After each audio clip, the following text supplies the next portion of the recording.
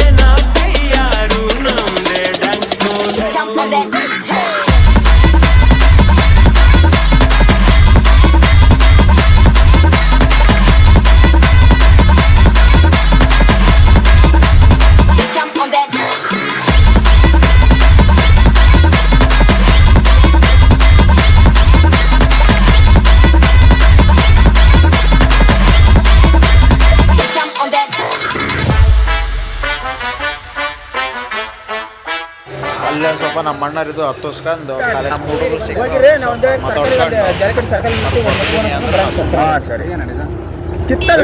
ನಂದಲ್ಲಿದ್ದು ಫ್ರೆಂಡ್ದು ಅವ್ನು ಬರೋ ಮಟ್ಟ ಕೊಡುಗೆ ಕೊಟ್ಟಾದ್ಮೇಲೆ ಹುಡುಗರಿಗೆ ಬರ್ತೀವಿ ಅಂತ ಹೇಳಿರಲಿಲ್ಲ. ನಮ್ಮ ನೋಡಿ ತುಂಬ ಸರ್ಪ್ರೈಸ್ ಆದರು. ನಾನು ಯಾಕೆ ಕಾಮಿಡಿ ಮಾಡ್ತೀನಿ ಅವ್ರು ಬರ್ತಾರೆ, ಅವ್ರು ಇಬ್ಬರು ಬರ್ತಾರೆ. ದಿನೇಶ್ ಸರ್ ಬಸವರಾಜ್ ಸರ್ ಬರ್ತಾರೆ. ದಿನೇಶ್ ಸರ್ ಬಸವರಾಜ್ ಸರ್ ಇಲ್ಲ, ಇವತ್ತಿಲ್ಲ ಕಾಲೇಜ್, ನಾಳೆಯಿಂದ ಕಾಲೇಜ್. Good morning. ಹಾಂ ರಜೆ ಇವತ್ತು, ಅದಕ್ಕೆ ಬಂದಿಲ್ಲ. ಹಾಂ ಡ್ಯಾನ್ಸ್ ಇದ್ದು ಸರ್ ಬರ್ತೀವಾ?